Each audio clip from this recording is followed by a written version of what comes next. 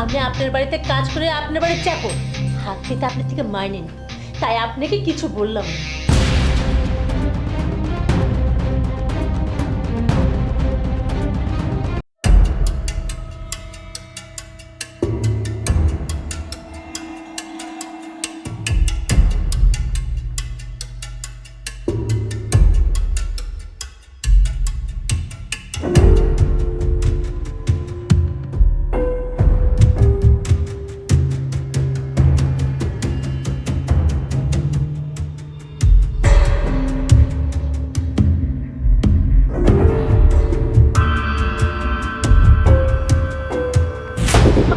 আরে বয় সাহেব, হাতটা ছাড়েন, কি করতেছেন?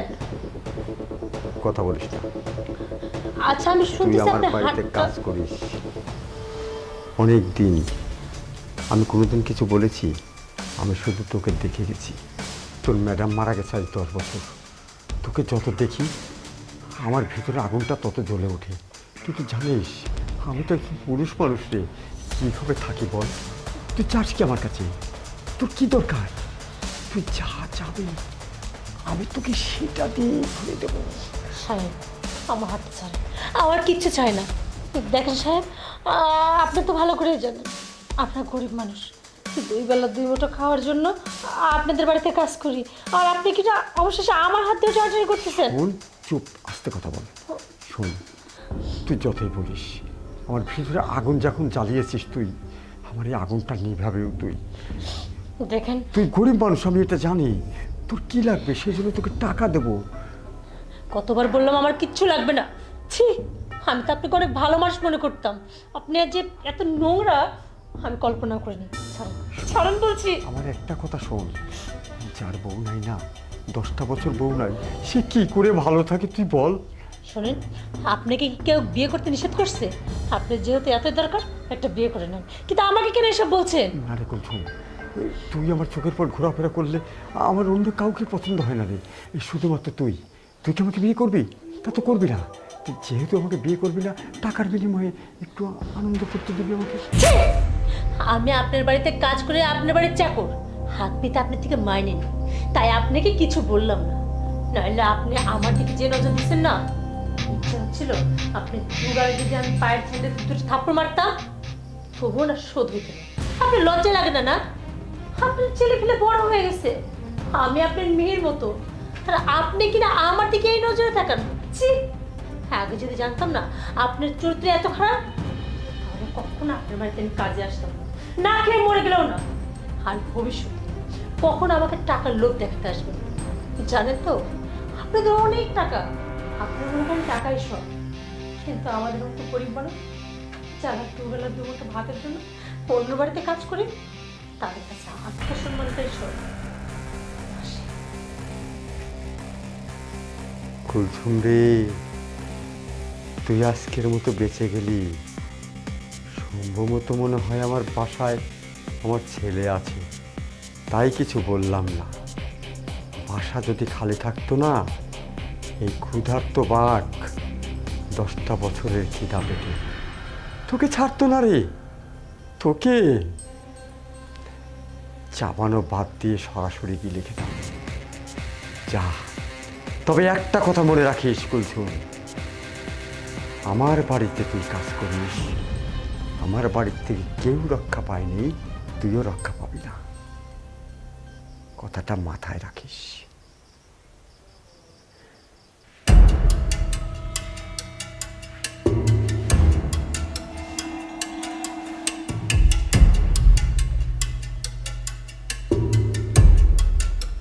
কিরে কুলসুম, কিছু বলবি?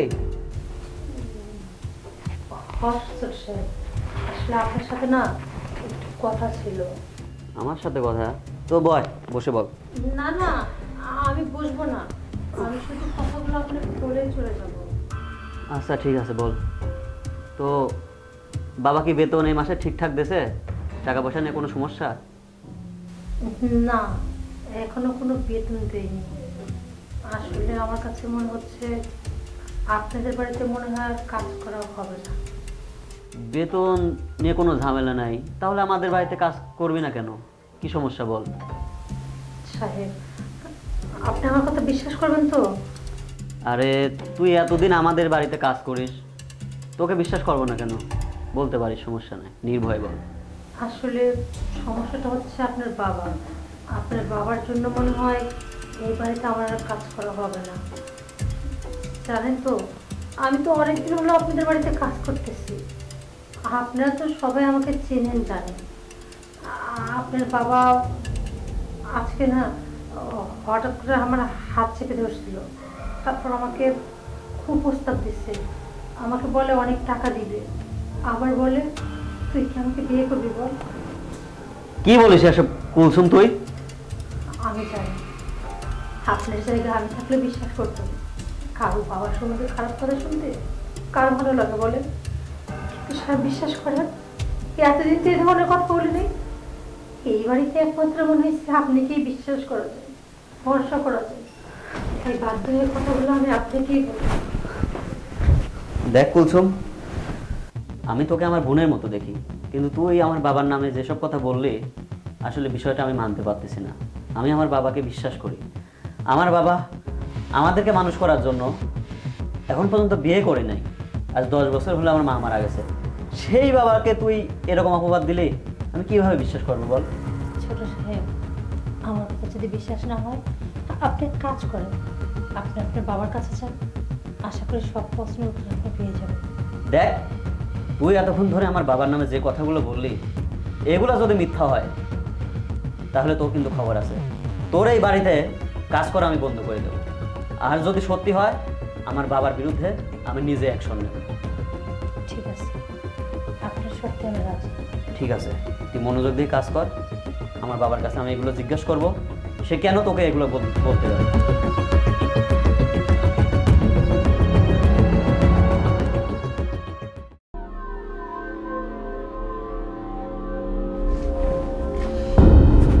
বাবা, তোমার সাথে আমার কিছু কথা আছে। আমার সাথে কথা আছে? কি কথা বলে ফেল। আসলে কুলসুম আমাকে কিছু কথা বললো। কি বলছে? কথাগুলো শোনার পরে, বেতনের কথা নাকি? না বাবা, বেতনের কথাই আমি ওকে জিজ্ঞাসা করছি যে কুলসুম, তোর বেতন কি এই মাসে ঠিকভাবে দেছে? তো আমাকে যেটা বলছে, তারপর থেকে আমি আর শান্ত থাকতে পারতেছি না। কি বলছে? ও বলছে তুমি ওর সাথে অনেক খারাপ কিছু করছো, ওর ইজ্জতের উপর হাত দিছো। কি কয়েছে? আমি ওর খারাপ কথা বলেছি? হ্যাঁ। আল্লাহ রে আল্লাহ, আল্লাহ তুমি কোনে মাটি, তুমি ফাঁক হয়ে যাও, আমি মধ্যে যে ঢুকে পড়ি। দুনিয়া কোনে রে? হ্যাঁ, আসল ঘটনা জানিস তুই? কি আসল ঘটনা? আমি করলাম যে কুলসুম, বেতন নিয়ে কি তুই কাছে রেখে দিবি না যাওয়ার দিন বেতন নিবি? আমাকে এখন বলে কি, স্যার কয়টা টাকা ধরে দিন আমার, আমি আপনার সাথে তুই ছেলে মানুষ করতে কী করে বলি, আমি আপনার সাথে সব করতে পারি, আমার কিছু টাকা দরকার। তা তুই কি বল, তখন আমি কি করব? আমার পক্ষে কি সম্ভব যে এখন ওই সমস্ত কাজ করা? আর আমি যদি ওই সমস্ত কাজ পারতামই, কবে তো আর একটা বিয়ে করে তোর মা নিয়ে আসতাম। হ্যাঁ বাবা, আমি তো তোমাকে বিশ্বাস করি, আর তোমার উপর আমার সেই বিশ্বাসটা আছে। কিন্তু বাবা, কুলসুম আমাকে যেভাবে বলছে, আমি তারপর থেকে আর শান্ত থাকতে পারতেছি না। দেখছিস বাবা, গরিব মানুষ কি পারে না। আমার মনে হচ্ছে ও বড় ধরনের একটা ক্ষতি করে ফেলবে আমাকে। ওকে এই বাড়ি থেকে তাড়ানোর ব্যবস্থা কর। হ্যাঁ বাবা, আমি তো তোমাকে বিশ্বাস করি জন্য তোমার কাছে সত্যিটা জানতে আসছি। কিভাবে নিজের ইজ্জত নিয়ে এত বড় একটা মিথ্যা কথা আমার কাছে বললো? তাহলে এখন চিন্তা কর, আরও যে সমস্ত কথা বলছে, তুই ছেলে তাই বলতে পারলাম না, বাবা, বুঝে নে। আমি তোমাকে বিশ্বাস করি, ওর একটা হ্যাস্তনস্ত এবার করতেই হবে। এরকম মেয়েকে আসলে বাড়িতে রাখা ঠিক হবে না। তুমি কোনো টেনশন করো না, আমি ওর একটা ব্যবস্থা করব। তুমি বসো। আচ্ছা ঠিক আছে।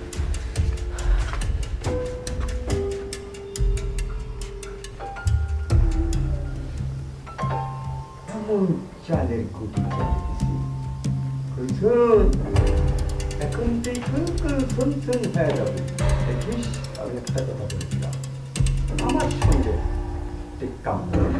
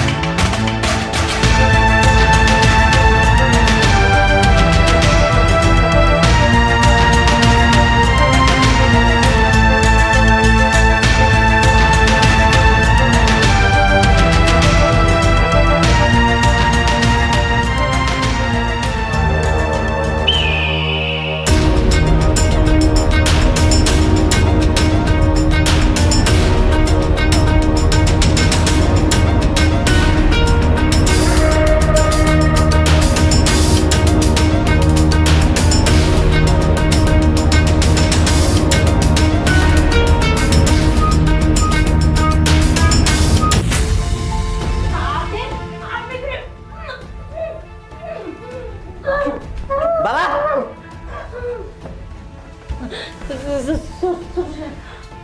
আমি আপনাকে বলছিলাম না, আপনি বাবা আমাকে উল্টো কথা বলছে। আরে না রে বাবা, ও আমার এই এত রাত্রে ওর বিছনা থেকে উঠায় নিয়ে আসে। চুপ করো বাবা। গতবার কুলসুম আমাকে বলেছিল তোমার এইসব কুকীর্তির কথা, আমি বিশ্বাস করেছিলাম না, কিন্তু আজকে আমি নিজের চোখে দেখেছি। সি বাবা সি। কুলসুম, তোর কথাই সত্যি। ভাইজান, আমি তো আপনাকে আগেই বলছিলাম, আপনি আমার কথা তখন বিশ্বাস করেন। আপনি বিশ্বাস করেছিলেন আপনার বাবাকে। আপনি আমাকে কি বলছিলেন? আপনার মা 10 বছর আগে মারা গেছে। আপনার বাবা চাইলে তো তখন বিয়ে করতে পারতো। আপনার বাবা আর যাই হোক এই ধরনের কাজ করতে পারে না। আমি নাকি ইচ্ছা করে এগুলো করছি? কি এখন যখন হাতে নাতে ধরা পড়লো তখন আপনার বিশ্বাস হয়েছে তো? হ্যাঁ কুলসুম, এখন আমি বিশ্বাস করছি। মাঝে মাঝে আমরা মানুষরা না ভুল মানুষকে বিশ্বাস করি। যেমন আপনি যাকে ভাবতেন অনেক মহান একজন মানুষ, অথচ সেই মানুষটা আসল রূপটা না আপনার কাছে এতদিন অজানা ছিল। আজকে তো বুঝলেন, দেখতে মানুষের মতো হলেও সে একটা মানুষ না, সে একটা পশু। একটা যদি পশুই না হবে তাহলে আমার মতো একটা অসহায় মেয়েকে এইভাবে উল্টাপাল্টা কথা বলে। শুধু কি তাই, আমি যখন তার প্রস্তাবে রাজি হলাম না, সে রাতের আধারে আমার রুমে চলে আসলো আমার চরিত্রে কালি লাগানোর জন্য। কুলসুম তুই চুপ কর, আমি সব কিছু দেখেছি, নিজের চোখে দেখেছি। সি বাবা সি। আজকে তোমার ছেলে হিসেবে পরিচয় দিতে আমার লজ্জা বোধ করছে। আমি তোমাকে ঘৃণা করি। তুমি এই বয়সে বাড়ির একটা সামান্য কাজের মেয়ের উপরে এরকম বদনজর দিছো। তোমাকে আমি অন্ধের মতো বিশ্বাস করেছিলাম। আমার ফ্রেন্ড সার্কেলের কাছে আমি তোমাকে নিয়ে গর্ববোধ করতাম যে আমার বাবা আমাদেরকে মানুষ করার জন্য বিয়ে পর্যন্ত করেনি। আর আজকে আমি নিজের চোখে কি দেখলাম বাবা। বাবা, তোমার যদি এতই প্রয়োজন হতো তুমি আরেকটা বিয়ে করে নিতা, কিন্তু তুমি বাড়ির সামান্য কাজের মেয়ে কুলসুমের উপর তুমি বদনজর দিছো। আজকে তুমি ঘরে বদনজর দিছো। এটা যদি ঘরের বাইরে যেত তাহলে কি সমাজে আমরা মুখ দেখাতে পারতাম? সি। এটা যদি আপনার বাবা ভাবতো তাহলে আমাকে যখন প্রস্তাব দিছিল, আমি যখন না বলছিলাম, সে সেখানেই ভুলে যেত। কিন্তু না, ওনার মধ্যে তো সেই মনুষ্যত্ববোধই নেই। আপনি যাকে আদর্শ মনে করছেন না, আসলে সে না আপনার আদর্শ হওয়ার যোগ্যই নয়। সব বাবাই কি আর বাবার মতো হয়? দেখতে বাবার মতো হলে আসলে সে বাবা না, সে একজন পশু। দেখলেন না, আপনার সামনে হয়েছিল সে একটা আদর্শ বাবা। সে আপনাকে বোঝানোর চেষ্টা করছিল আপনাকে মানুষ করার জন্য সে বিয়ে করেনি। কিন্তু দেখেন, সে বিয়ে করেনি কিন্তু তার ছেলে মেয়ের বয়সী একটা ছোট্ট মেয়েকে তার দিকে লোক সামলাতে পারেনি, তার দিকে কুনজর দিচ্ছে, তাকে আজে বাজে কথা বলছে এবং তার ইচ্ছার বিরুদ্ধে তার সাথে ছি, আমার বলতেও না মুখে বাঁধতেছে। আচ্ছা, এটা কথা বলেন তো, আমি এই বাড়িতে কাজ করলাম, আপনাকে তো বাবার মতোই দেখতাম, কিন্তু আপনি কি পারেননি আমাকে মেয়ের মতো দেখতে? জানেন তো বড় সাহেব, এই যে আমাদের সমাজে প্রতিনিয়ত পত্রিকায় এই যে নিউজ করলে নিউজ চ্যানেলে দেখা যায় কি খুন ধর্ষণ, এটা কেন আমাদের সমাজে এত বেড়ে গেছে জানেন? শুধুমাত্র আপনাদের মতো মানুষদের জন্য। আপনাদের মতো মানুষদের জন্য আমরা যারা অন্য বাড়িতে কাজ করি, সে সেখানে আমরা সারাক্ষণ ভয় ভয়ে থাকি, আমাদের বাবা মা ভয় ভয়ে থাকে কখন যেন খবর আসবে আমার মেয়েটা ধর্ষণ হয়েছে, কখন যেন খবর আসবে আমার মেয়েটা মরে গেছে। হয়েছে, আর বলো না কুলসুম, আমি যথেষ্ট বুঝতে পারছি। বাবারে, আমি আসলে ভুল করছি। তোর মা মারা যাওয়ার পর তোদের কষ্ট দিবে, তোদের অবহেলা করবে, এইটুকু ভেবে আমি বিয়ে করিনি যে আমার সন্তানের কষ্ট হবে। তাই আমি ধরে পুরুষ মানুষ, এতদিন ধৈর্য ধরে থেকে থেকে না, যখন চোখের সামনে একটা মেয়ে সবসময় চলাফেরা করে, কুলসুমের মতো কাজের মেয়ে হোক, সে কাজের মেয়ে, দেখতে শুনতে সুন্দরী, তার মতো মেয়ে যখন আমার চোখের সামনে দিয়ে ঘোরাফেরা করে, জানিস তখন আমার ভিতরে শয়তানটা না জেগে ওঠে। আর তখনই আমি লোভ সামলাতে পারিনি, তাই আমি এই পথে পা বাড়িয়েছিলাম রে বাবা। বিশ্বাস কর, তুই আমার সন্তান, তোর সামনে আজকে আমি যে বেজ্জিত হয়েছি, কোনো বাবা এটা সহ্য করতে পারে না রে, কিন্তু আমাকে হতে হলো সামান্য একটি ভুলের কারণে। ওই যে একটা কথা আছে না, প্রত্যেকটা মানুষের ভিতরে, প্রত্যেকটা জীবজন্তুর ভিতরে আল্লাহ পাক এমন একটা জিনিস দিয়েছেন, কামড়িপুর তারা। আমি সেই কামড়িপুর তাড়ানোর থেকে দূরে যেতে পারিনি, আমি ওর কাছে ধরা খেয়ে গিয়েছি রে বাবা। আমি এখন এই মুখ তোকে কেমন করে দেখাবো, আমার লজ্জা হচ্ছে। হয় বিষ খেয়ে মরি, তার গলায় ধরি নেই। আমার অন্যায়টা আসলে মারাত্মক একটু অন্যায়। আমার বাড়িতে কাজ করে একটা মেয়ে, তার বিশ্বাস আমি ভঙ্গ করেছি। আমি কি মানুষ? আমি মানুষ তারে, আমি পশু। একটা পশু যেমন তাদের মধ্যে কোনো ভাব বিচার নাই, আমি ঠিক তেমনি হয়েছি। তুই আমাকে ক্ষমা কর বাবা।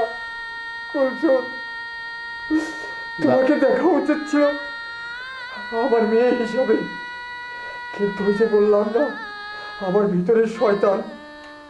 ভিতরে শয়তানটা জেগে উঠে আমাকে নষ্ট করে ফেলেছে। তুমি আমাকে ভুল বোঝো না, আমি খুব লজ্জিত তোমার কাছে। না সাহেব, আপনাকে আমি বাবার মতো দেখি, আর আমি চাইও না আপনি আমার কাছে হাত তুলে ক্ষমা চান। তবে আপনি আপনার ভুলটা আজকে বুঝতে পারছেন না। এই ভুলটা যদি আপনি আগে বুঝতে পারতেন, তাহলে আজকে হয়তো আপনার ছেলের সামনে আপনাকে ছোট হতে হতো না। যাই হোক, আমি এবারের কাজের লোক, আমার এত কথা সত্যি মানায় না। তবে সাহেব, আশা করি ভবিষ্যতে এই ধরনের চিন্তা ভাবনা আপনার মাথায় নিয়ে আসবেন না। আমি বলছিলাম কি, যা হবার হয়ে গেছে, রাতও অনেক হয়ে গেছে, আপনি আপনার রুমে যেয়ে ঘুমায় পড়েন। ছোট সাহেব, আপনিও যান। আর হ্যাঁ, কাল সকাল হলে আমি বাড়ি চলে যাব, আমি আর এই বাড়িতে কাজ করব না। কুলসুম, এটা তুই কেমন কথা বলছিস রে? তুই যদি আমার বাড়িতে না থাকিস, আমি নিজের মনের কাছে শান্তি পাবো না রে। দেখ কুলসুম, তুই এতদিন কাজের মেয়ে হয়েছিল এই বাড়িতে, কালকের থেকে না এই বাড়িতে তুই আমার মেয়ে হয়ে থাকবি, পারবি না? বল। পারবো। আমি নিজেও না এখান থেকে যেতে চাই। আমি এবারে কাজের মেয়ে ঠিকই, কিন্তু আপনাদেরকে কখনো না সেইভাবে দেখি না। আমি মনে করি আপনারা সবাই আমার পরিবারেরই একজন। আপনি যেহেতু বলেই ফেললেন আমি আপনার মেয়ের মতো হয়ে থাকবো, আর বাবা যেহেতু বলছে, আমি কি না বলতে পারি? এখন কান্নাকাটি বন্ধ, রাত অনেক হয়েছে, সকাল হলে তো সব কাজগুলো আমাকেই করতে হবে। যার যার মতো ঘুমায় পড়েন তো, আমিও ঘুমাবো। ঠিক আছে বলছো। তুই তাহলে থাক, আমি বাবাকে নিয়ে রুমে চলো বাবা।